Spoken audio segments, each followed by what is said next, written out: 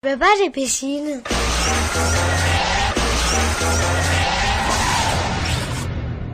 Interview découverte à présent. Pour parler de la foire du livre de Verviers, nous recevons Monsieur Thierry Delobel. Bonjour à vous. Bonjour à vous et merci de nous accueillir. Avec grand plaisir. Donc vous organisez cette foire du livre les 17, 18 et 19 mars. C'est une organisation du Kiwanis Club Jalais-Haute-Fagne. Peut-être un petit mot d'abord du Kiwanis Club Jalais-Haute-Fagne. Quelles sont vos activités habituelles? Comment est-ce que vous fonctionnez? Alors le Kiwanis est un service club, c'est-à-dire un ensemble de personnes qui décident de se réunir dans la perspective non seulement de créer des liens entre différentes professions, mais également de venir en aide, d'où le nom service club, de venir en aide à des œuvres que nous choisissons en fonction des profils et des défis que se lancent ces œuvres. Et donc ici, vous organisez cette foire du livre, ce n'est pas la première édition. Un petit mot sur ce qui vous a donné l'idée de lancer cette foire? Alors en réalité, le club de Liège avait déjà tenté cette expérience qui était effectivement extrêmement efficace. Et nous avons décidé de tenter une période test pendant 2 ans. Le résultat était au-delà de nos espérances puisque nous avons réalisé entre 10 et 12 000 euros de bénéfices à chaque fois, qui sont intégralement reversés au profit de notre œuvre. Et donc on a décidé de continuer, d'agrandir l'espace et nous en arrivons aujourd'hui à proposer 30 000 livres, dont une partie qui seront nouveaux. La caverne d'Ali Baba. Voilà. Et le principe c'est quoi? Ce sont des livres qui vous appartiennent, que vous récoltez, voilà. Tout à fait.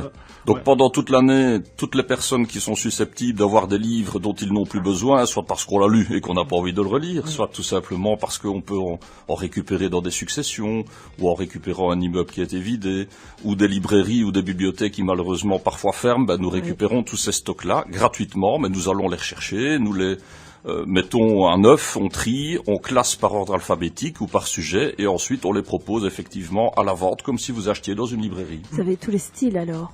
Nous avons effectivement tous les styles.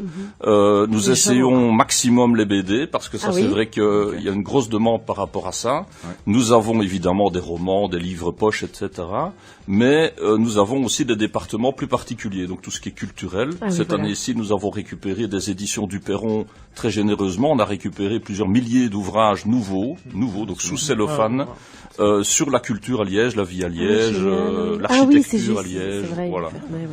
Et comment ça se passe, les visiteurs qui vont venir, ils seront comme dans une foire du livre, ils verront tous les différents stands thématiques, ou comment est-ce que ça se passe, où ils sont exposés Alors vous imaginez une grande brocante, sauf qu'il n'y a que des livres, et que tout se fait à l'intérieur, et donc les personnes sont libres d'accès, donc l'accès est gratuit, c'est important, et vous déambulez dans les stands, et vous aurez alors, soit classé par auteur, si vous êtes dans les livres poches, romans policiers, etc., soit par sujet thématique, vous avez les ouvrages qui sont exposés librement.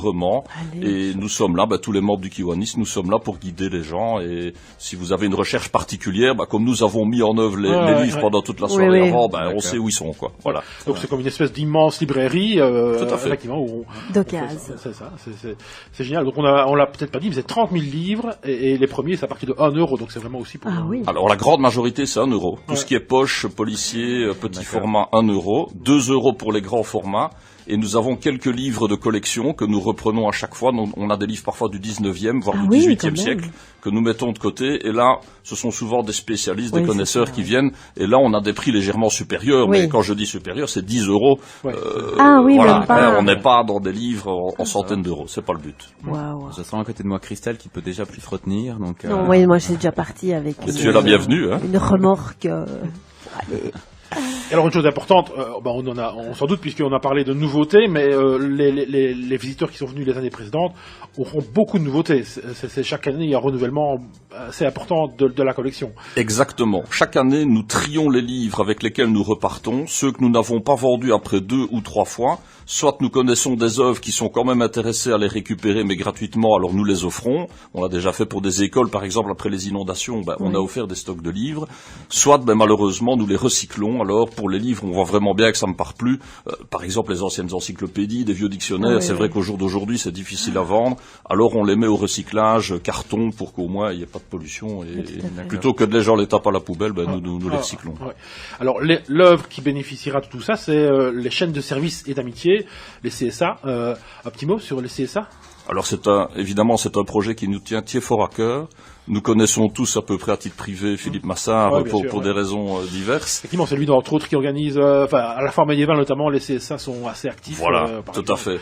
Et donc nous essayons vraiment de les soutenir parce que le projet central des CSA, ce sont les enfants, et le Kiwani, c'est un service club qui est particulièrement attentif à l'enfance, ce qui fait que nous essayons vraiment de les soutenir à 200% plutôt qu'à 100%.